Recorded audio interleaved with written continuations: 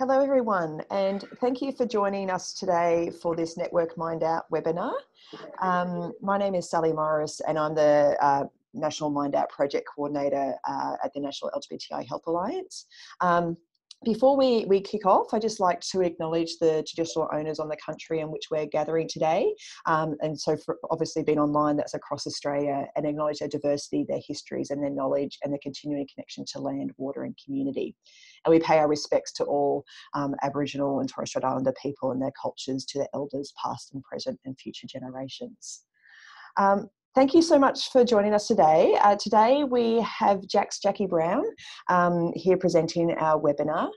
Jax is a disability and LGBTIQ activist, writer, public speaker, educator, workshop designer, facilitator. So quite an impressive resume.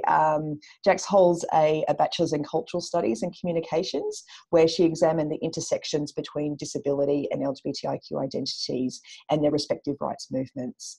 And so Jax is a member of Victorian Ministerial Council of Women's Equality and the Victorian Government's LGBTI taskforce on Health and Human Services Working Group and the Victorian Human Rights and Equal Opportunity Commission Disability Reference Group. So really quite an influential person, and has been named as, you know, LGBTI people to watch. And so I'm really quite excited to have Jax here today to really talk about the intersections between LGBTI communities and the disability community. So I'll let Jax talk a little bit more about themselves as we go, just to let people know that we will be taking questions today, but we're going to be taking them at the end of today's webinar. And to ask a question of Jax at the end of today's webinar, there's a chat box that you can just type your question in, and Jax will see that at the end. So I'm going to ask that if people can keep their mic and their cam turn off, and just communicate with us via the chat box. And if you have any questions or technological issues throughout the webinar, please just type in the chat box and I'll see those and hopefully be able to respond. But I'm going to hand over to Jax now, and I'm really excited for this webinar. So thank you so much for presenting today, and over to you, Jax. Okay, welcome everybody.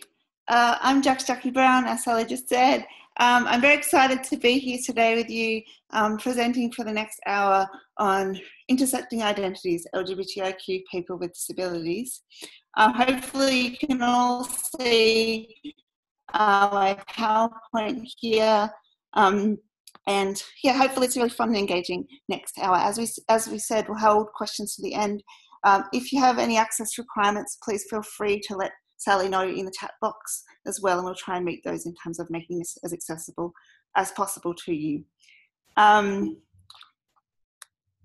So I'd like to begin by acknowledging the traditional owners of the land on which we meet today, wherever that is for you in Australia, and acknowledge their strength, resilience. And I'd like to highlight this organisation, which you may or may not have heard of.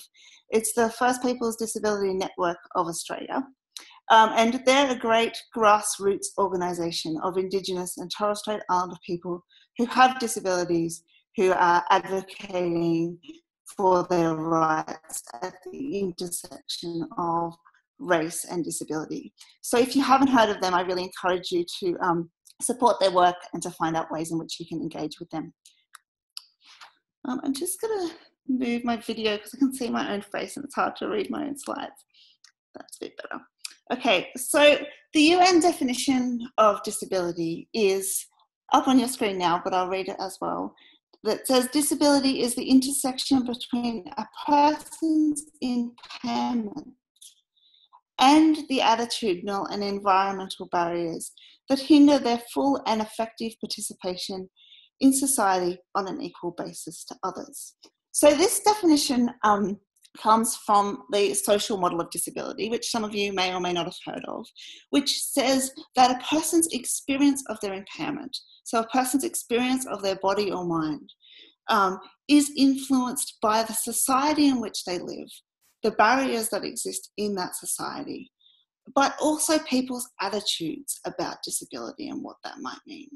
So this definition and the social model of disability really asks us to consider a person in an environment, in a society, and look at the ways that environment is not inclusive or could be better inclusive. So this definition kind of gets us to think about disability in a new way, in a way of thinking about somebody within a situation, and asks us to think about how we can improve their situation, whether that be through changes to the built environment to make things more accessible with transport or housing or employment opportunities, but also invites us to think about the ways that we might unconsciously or consciously think about disability, some of the stereotypes or attitudes we might hold, such as disability being a terrible tragedy, or conversely disability being inspirational, as kind of things that shape the way that we respond to and think about people with disabilities. So this definition kind of is speaking back to the medical model of disability. So the medical model really frames someone with an impairment as the impairment being the issue. So the impairment being the thing that needs to be treated or cured or eradicated.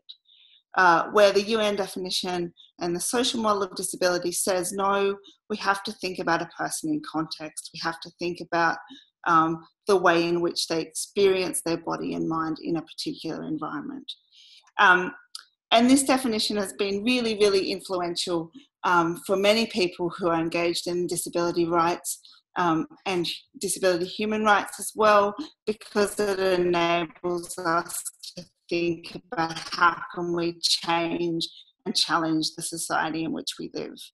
So if you haven't heard of the social model of disability or this UN definition before, I really encourage you to go away and do some additional reading, and I'm happy to provide you with that as well, and find ways that you can engage with this new way of thinking about disability, because it's a really great and important definition.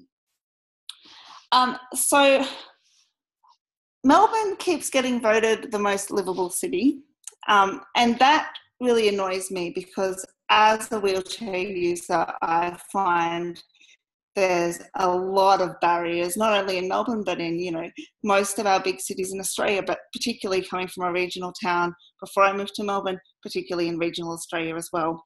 But often, if we don't know someone with a disability, or we're not close to someone, or we don't have a disability ourselves, we don't often realise all the access barriers that people might face. So Australia happens to be the worst place in the world's developed nations to have a disability, ranking 27 out of 27 of the OECD countries. And I'll just pull up some of my notes that I wanted to talk about, particularly on this slide. So 37% of people with disabilities are employed, compared to 79.4% of people who don't have a disability. Almost 1 in 2 people with disabilities live on or below the poverty line in Australia. 46% of us do. We experience poverty at 2.5 times that of the general population. And we have extremely low levels of employment, but also we have only half of us have progressed past the year 10 equivalent at school, compared to 80% of the population. And only 16% of women with disabilities will gain a university education. So in terms of all the indicators of good quality of life and how that is impacted by our society, people with disabilities remain one of the most disadvantaged minority groups in this country.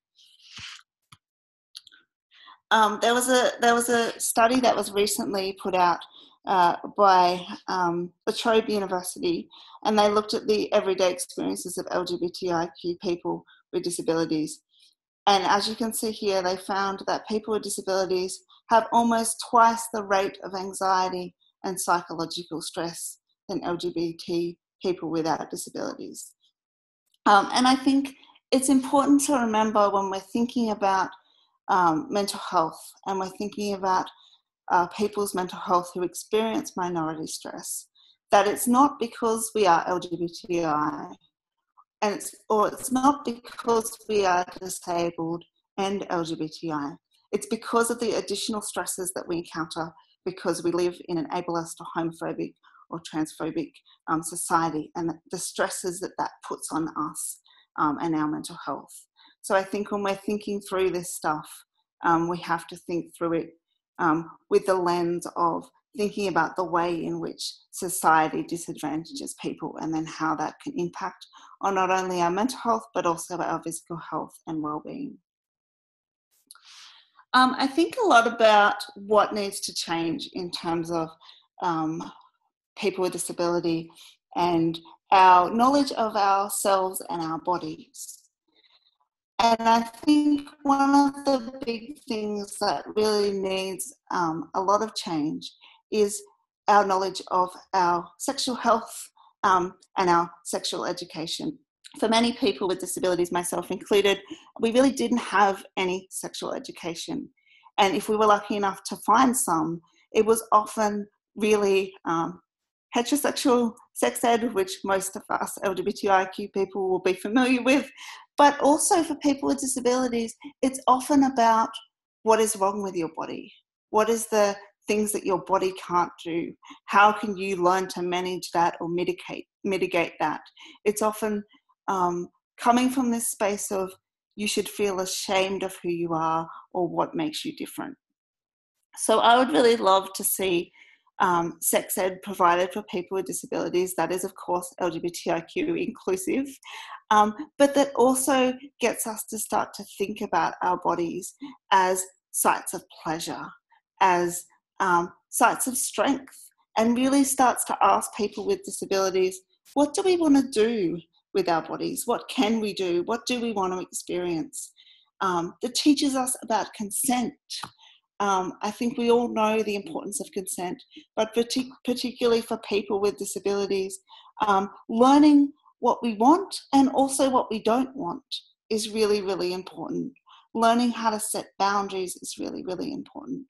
For many of us with disabilities who've grown up with our impairments, we have had a long history of engaging with the medical profession and feeling really disempowered around what our bodies can do and what they can't do, and also asserting some boundaries about what kind of interventions or interactions we would like with other people. So I think having spaces where we can be taught about what feels good for our bodies and what we would like to do with ourselves and with other people is a really, really important site of empowerment for people with disabilities.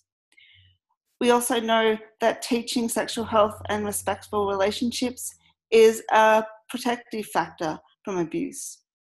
Often, particularly for people with intellectual disabilities, parents and family members will get very scared about their person learning about sexual health, learning about their bodies, because they will say, well, maybe they will then become sexual.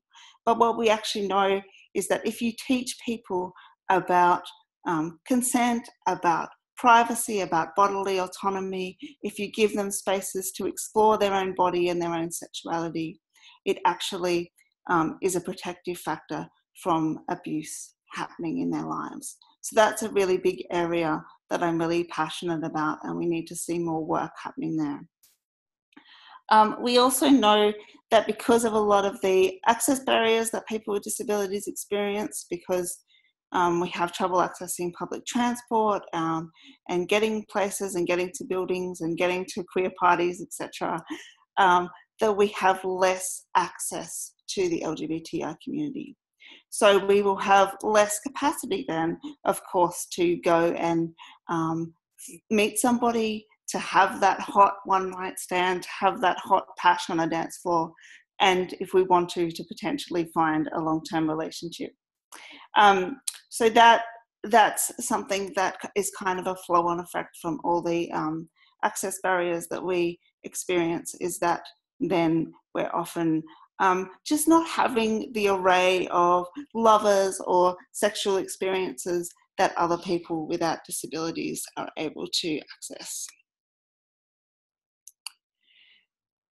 When people think about access, they often think about ramps. So they'll think about, does my building, does my workplace, maybe does my home have a ramp access, or how many steps does it have?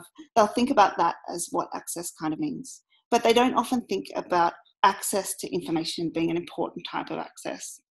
So for many people with disabilities, and for many people with intellectual or cognitive disabilities, actually having access to what it means to be LGBTIQ, what it means to engage with that community, to start to think about what your sexuality or gender identity might be, is often a space where it's really hard to find accessible information that you might be able to then think, yeah, this might apply to me.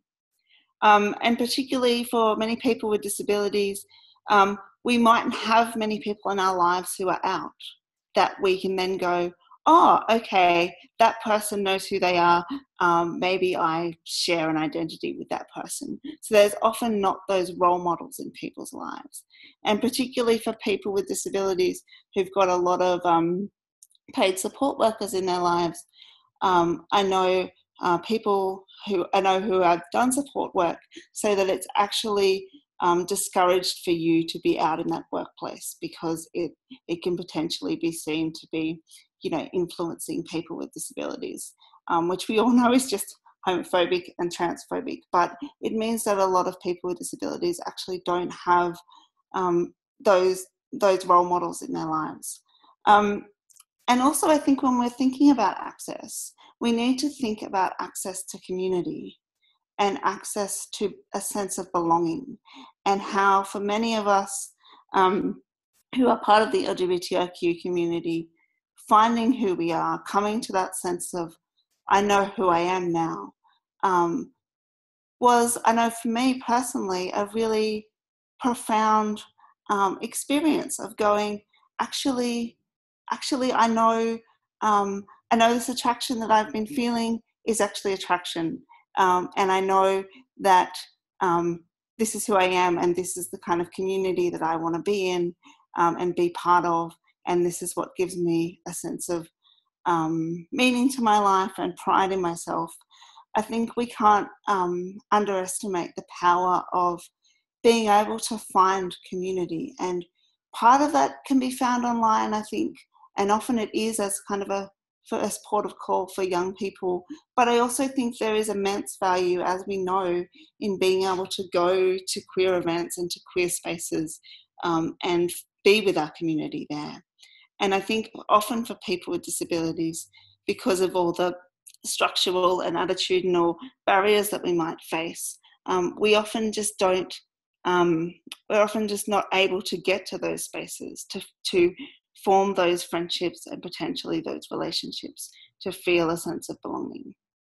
I also think another really important one is being able to live where you want and with whom you want, and to be able to move around and change where you're living is often something for many people with disabilities that is really an area of disadvantage. Often we're not able to find accessible places to live, and so we might stay somewhere longer than other people without disabilities, especially for people with intellectual disabilities who live in supported accommodation. They're often not able to choose where they live, but they're also not able to choose with whom they live. And so this can be a really important area where people need to actually have the choice about where they want to live and with whom they want to live, and be able to say, no, actually, I don't want to live with that person. I want to live with these people, or I want to move somewhere else. And often there's so many barriers, particularly from family members, to being able to live where you want to live. I know when I finally moved out of home at 26, my parents were happy for me, but they were also a bit scared about that big jump. And for many people with disabilities in my community and my friendship group, it's often a really big and difficult and long conversation they have to have with their family about, actually, I want a level of independence, and this is what that might look like. And we also know that that has a gendered dimension to it as well. So cisgendered men with disabilities are often encouraged and supported by family members to think about what independence might look like in their lives, and to think about what kind of support services they might want in their lives to move towards a level of independence. Where cisgendered women with disabilities, studies have found that we're less likely to be encouraged to start to think through some of that stuff. And often our personal care and support needs are provided by family members for a lot longer than men with disabilities. So I think that that's interesting when we think through some of the nuances of this. Disabilities also seem to trump other areas of identity. And what I mean by that is I think I look pretty queer. I think I'm, flagging the hair.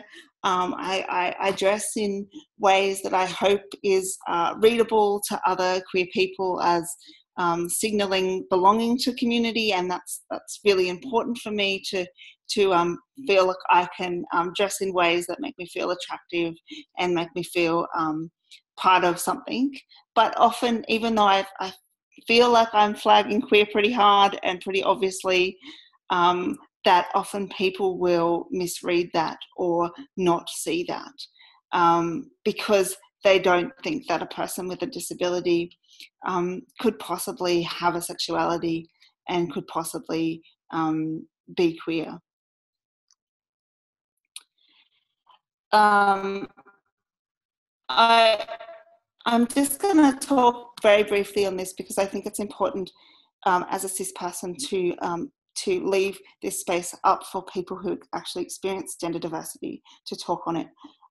But I just wanted to say that for my friends who are trans or gender diverse who have impairments, coming out and being able to express that and having support to express that is often an area of profound difficulty in their lives, because their support workers, their family, their friends, and of course we know society at large kind of says, well, you already look different, you already are different because of your impairment, you don't want to be more different, and I often see many cis people with disabilities being more femme than femme or more masculine than masculine because they feel like their disability has troubled this notion of gender enough.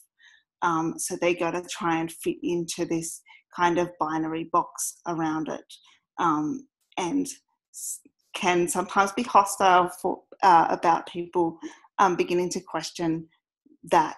And so I think that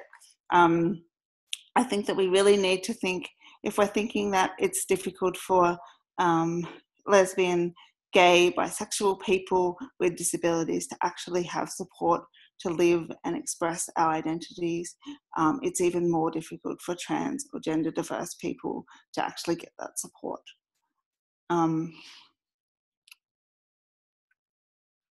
But the similarities, I think, between LGBTIQ and disability identities is that both are really subject to marginality. Both have been really subject to a long history of pathologization. So the medical profession getting there and diagnosing us as being wrong, as our bodies and minds being the issue, as needing treatment and cures to kind of eradicate or overcome either our LGBTIQness or our impairments.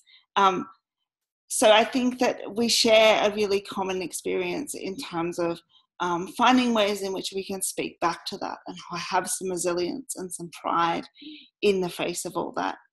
But I also think that we are really resilient, and we as an LGBTIQ community, but also as a disability community, find ways of practicing our resilience and pride in the face of all this.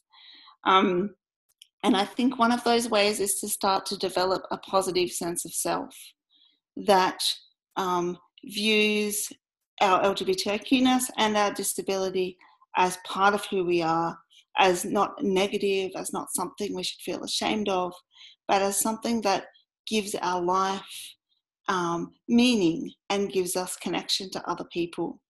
And I think we're starting to see that.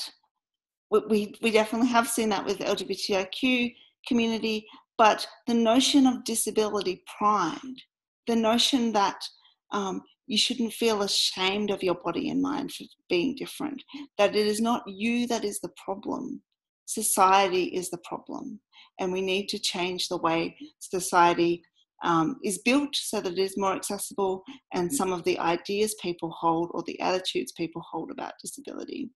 That notion of shifting the onus from being a personal problem to being a socio-political issue is still an idea that is very that is seen as kind of very political for many people with disabilities who have been taught to internalize a lot of their shame about their difference.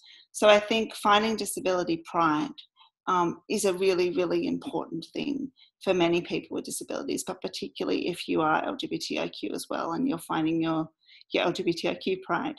And finding community, as I said, is also really important. And often we can have significant barriers to connecting with that community. There was a study done by Victorian Health a couple of years ago that looked at people with intellectual disability living in supported accommodation, so living in the community but in a house in a suburb with other people with intellectual disability. And they found that those people would live in that accommodation for a lot longer than other people of a similar age or demographic around them. But they found that those people would be less likely to be engaged with all the things that other community members might be engaged with. So with, sporting clubs, with local community events, those kind of incidental things where you make relationships and find friendships. People with disabilities were really not part of that community in the same way. And I think a lot of that is because of the barriers and because of the attitudes of people towards disability.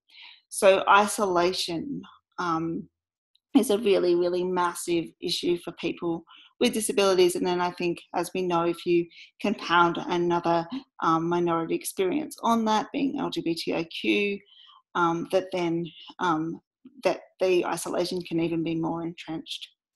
And of course, coming out can often be a really big thing for people. But I also think when we think about disability, we need to think about coming out as disabled. So I'm a wheelchair user. My disability is pretty visible, pretty obvious. But I still find that it's something that I have to do, in the sense that just like I have a narrative about what it means for me to be queer, about what my life looks like, that might be different than what a heterosexual person is expecting me to say. I have a narrative about what my disability identity looks like, what that means for me, that is often very different to what people are expecting me to say when they stop me on the street, which still happens, and ask me what's wrong with me or what my impairment is. So for me, it's about developing this narrative or this sense of self that kind of speaks back to some of those ideas that someone might hold about disability. So I'll often say, I'm not answering a question about what my medical condition is when I don't really know you, and you maybe haven't even bothered to say hello, or maybe that's the only thing you're interested in about me because you've been taught that, that disability is solely defined by a medical diagnosis. And actually, I think it's defined by a lot of other interesting things as well.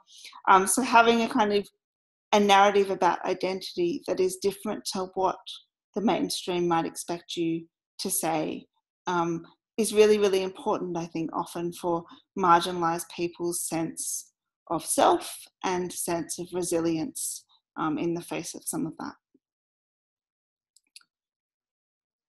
I don't know if anyone else can see, but I on the last slide, I just happened to get some kind of green mark across my screen. hopefully it's my computer and not on the slide. But anyway, we'll persist. So you'll see up here a link to a video. We're not going to watch it in today's session, only because I've been told that when previous presenters have watched have played videos, that it actually has been not the best in terms of audio onto the participants. So I encourage you to watch it in your own time. It's a trailer for a film by a Melbourne filmmaker who doesn't have an impairment herself. Her name is Sarah Barton, but her daughter does, and she's been engaged in disability rights for 20 years. And it's a really, really great film, and it's a really great trailer as well, that documents the history of disability rights. So it looks at the history of disability rights in the US and the UK and Australia, and really shows that that it's a history that's been going since the 1970s and 80s of people starting to demand that society become more accessible and inclusive through adopting a social model of disability approach to defining disability. So it's really great in terms that it shows that disability is part of a broader social justice movement that has been occurring across countries for decades. So I really encourage you to watch the trailer, and if you can, to watch the film. You are able to get it on demand. If you get a group of, I think it's 20 or more people, and you arrange a venue, then Sarah can organise a screening of it for you. So I really encourage you to investigate that if you have the capacity. I wanted to talk a little bit about the NDIS. And it's kind of, it's the topic that everyone is talking about. So I am a little bit kind of fatigued with it, but I also think it's really important to start to think through the NDIS and what that might mean for LGBTIQ people with disabilities trying to access the scheme. So I have a couple of questions up there on the screen, and they're questions that I pondered a lot. I'm on my very first plan. It's been active for a few months now. And I went to a lot of conferences on the NDIS. I read up a lot on it. I think I'm a pretty articulate and clear advocate, but still I found the whole process to be really, really intimidating, to be quite inaccessible, and just to not really allow much space for us to think about intersectionality. So I guess one of my questions I had, which I have up there, is how do we know that your local area coordinator is going to be supportive and knowledgeable about LGBTIQ people and our issues? My understanding is that the NDIS, the NDIA have had very little training on LGBTIQ issues. Some of my interactions with them have definitely suggested that they have had very little training on this stuff. So how do you find an LAC that you know is going to be receptive to your identities or to the way your family looks? And for me, I was able to call on some of my brilliant friends who have disabilities, who work in the disability space, to actually help me to be able to get a planning document together to then go into my first planning meeting with my LAC, to be able to clearly outline my 3 goals and what kind of support and equipment I might need in my life to achieve those goals. And so I did that, and I did that with the support of my friends who are really skilled and knowledgeable in how to do that. And I used, the reasonable and necessary language of how my equipment and supports would relate to my goals and what that would look like in my life. And to her credit, my LAC was great, and I took my heavily pregnant partner in at the time, and talked a lot about parenting for the first time and what parenting supports I might need and why that was important for our relationship, but also for my relationship with our child, and what my connection to the LGBTIQ community meant to me, both in terms of social connection, but also in terms of my work life. But I feel like I got a plan that I wanted. I got a plan that gives me more supports than I've had in my life up to this point. But I feel like I got that because I was able to call on people in my life, in my community, who were really able to help me write that initial document to take into that meeting, and help me to clearly articulate the connection between my identities and my relationships and my work in a way that the NDIS would understand. And so I think the fact that I've got a pretty good plan is not so much a testament to the NDIS always working, because we know for many people they're not getting the services and supports they're requesting, and they need to live a full and rich and equitable life with other people. I think it's a testament to my friends and my friends helping me out, and my level of connection to those particular people. So I really worry a lot about people who maybe aren't as connected, or maybe aren't as articulate, or maybe who aren't as out. And they go into that meeting with their LAC, and they have to try and do LGBTIQ 101 with that person. And they have to try and describe why it's important that they are given funding to be able to then go to LGBTIQ events.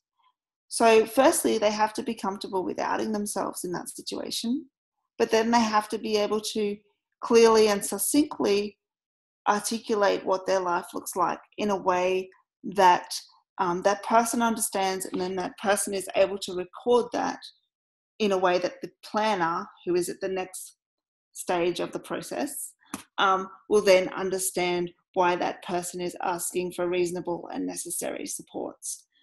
And not everyone is able to do that. Not everyone is able to do that, and not everyone is able to do that in a really stressful situation. My meeting with my LAC was one of the most stressful meetings that I've ever been to, because I knew there was so much riding on it. I knew the next 2 years of my life and what that looked like, and what my parenting life looked like with my little child and my partner, and how much support we got in our relationship was really dependent on that hour and a half with that one person. And so I think for a lot of people who have just not got the levels of support before in their lives that they need, being able to articulate what that even looks like is a challenge. And we also need to remember that the way that the NDIS is structured is still very much the medical model of disability. So it's still very much, what is your impairment? How does that impair your life? What are the things you can't do because of your impairment? And then what are the services that we can provide to then try and bring you up to a level playing field with everybody else? And so you very much have to articulate your life and your body and your experience of that through this deficit model of what it means to live with disability, which can be a really disempowering space to then try and enter and to do that from. How do you find services and supports that are really LGBTIQ inclusive? Everyone will say, yeah, we accept everybody, but do they? And what does that mean? And do they have an understanding of LGBTIQ issues and experiences? I'm self-managing my plan, which means that I'm not going through a disability agency. And part of my choice to do that was because I have a daughter, she's 4 months old, and I really wanted other LGBTIQ people in our family life supporting me with some of my parenting with her. I really wanted people that I knew, not that I knew very well, but that were part of my community, that I could go, yep, I know this person will fit in with our family, will not say, things that are full of gendered assumptions, etc. Often many disability support workers just haven't had exposure to a lot of this stuff, and so they can hold some views which I didn't feel comfortable having around me and my family. So that means that I chose to self-manage, which means that then I'm in charge of everything. I'm in charge of who I employ and for how long and on what day, and what that kind of looks like, which is a lot of responsibility. It's essentially like running your own business. But I've been ringing up services and supports and saying, I need an OT to help me get a new wheelchair. And I want to know that the person that comes out to our house is LGBTIQ inclusive, that they're going to feel comfortable in our space and we're going to feel comfortable with them. And the responses that I've gotten are, yeah, well, of course we accept everybody. But of course we know that means that that's a very superficial level of acceptance and sometimes even tolerance, and it doesn't actually translate to actually having an understanding of LGBTIQ issues. So I think that that's a really big issue. And we know that many organisations who are NDIS approved are actually religious organisations as well. And so what does that mean for LGBTIQ people who may engage with them? Are they going to experience homophobia or biphobia or transphobia at worst, but at best are they going to just experience a lack of knowledge of this space? So I think going forward, the NDIS, of course, as we know, is a huge, huge important thing in the lives of people with disabilities, but getting it to actually really be responsive and supportive and inclusive is a really big challenge. Barriers to engaging with services and supports. As I've mentioned, there are a lot of barriers to actually getting out and about in the world as a person with a disability. Often the accessible entrance, if there is one at all, will be around the back or the side of a building, and it'll be locked and you'll have to press a special button or ring up beforehand to get into a building. So I think thinking through ways that people with a variety of impairments can actually access a space in the same way as everyone else is really, really important.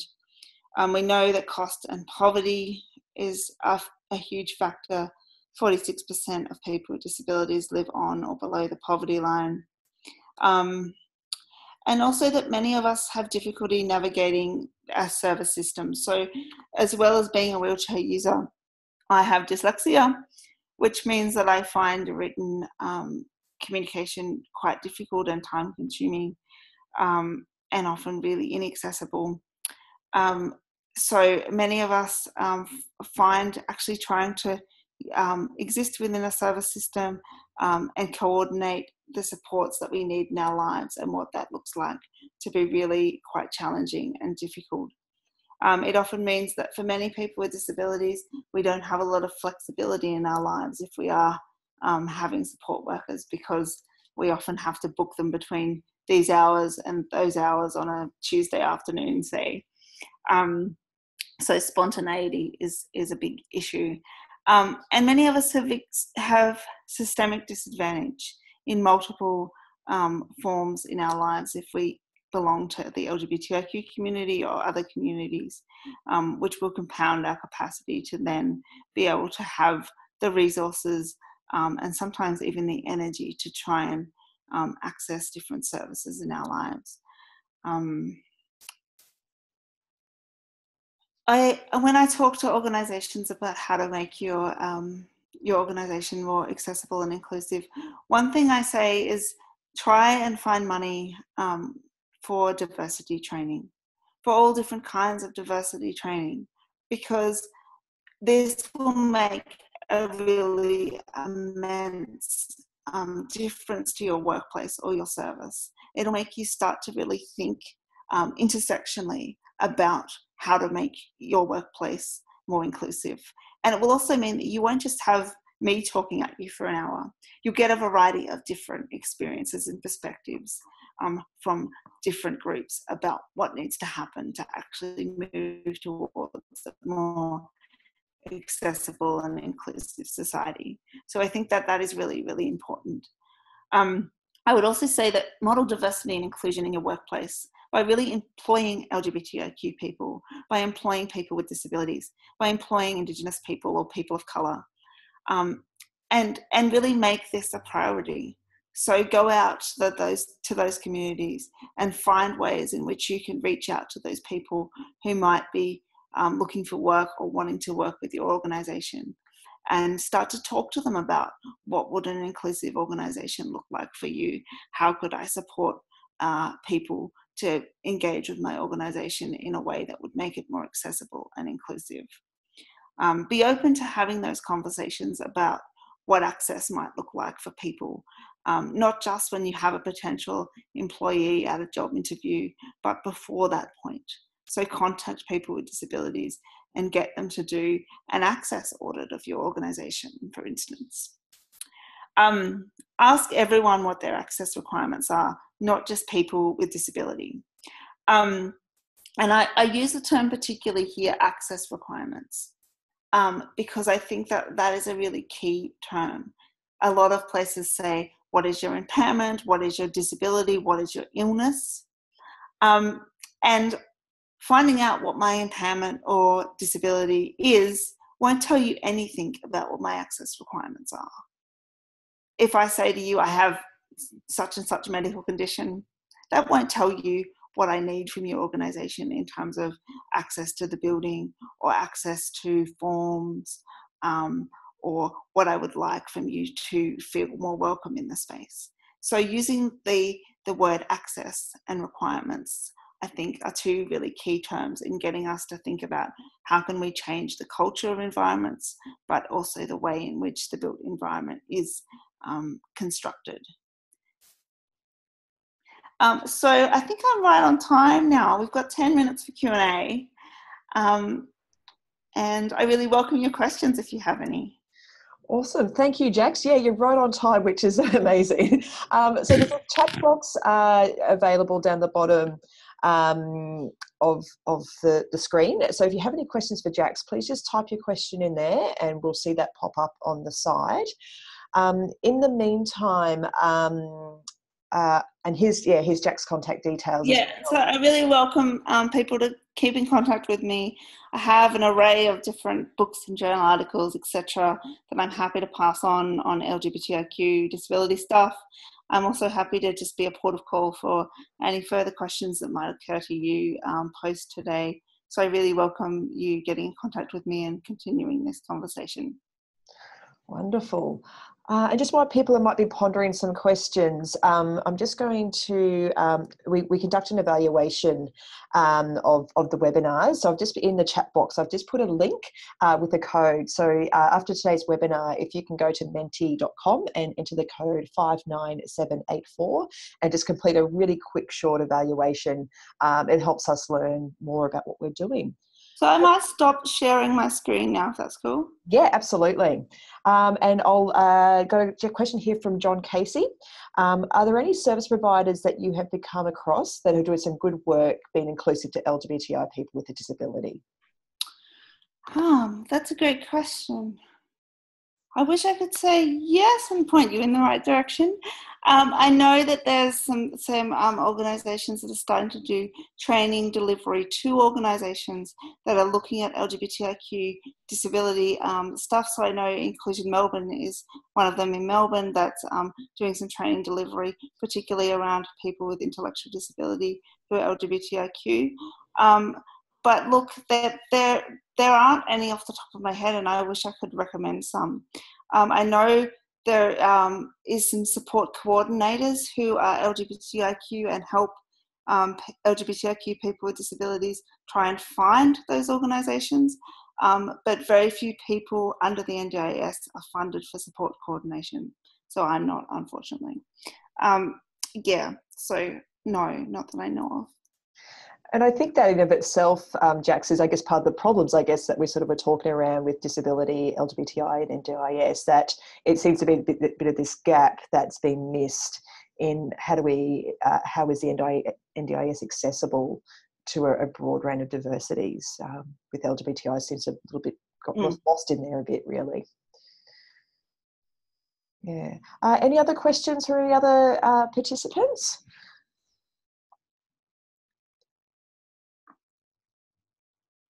Well, while people are pondering, actually, Jax, I might ask you a question. Like, I know there's there's a bunch of sort of LGBTI disability social and support groups that are out and about there.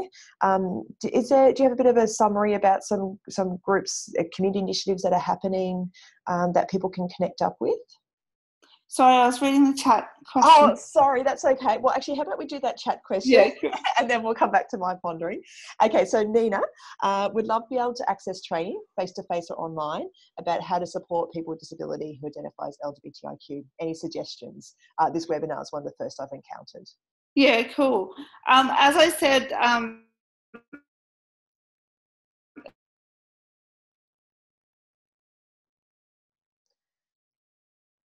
Jax, your audio has just Inclusion dropped. Melbourne's also about. Sorry, your audio had just dropped out. I'm sorry. Come on, internet. As I said, Inclusion Melbourne is one that's just run a pilot a couple of months ago around intellectual disability and LGBTIQ people with disabilities. I know there's another organisation in Melbourne that's about to start doing it as well. I'm not aware of any Sydney ones or other kind of other ones around Australia that are starting to look at it.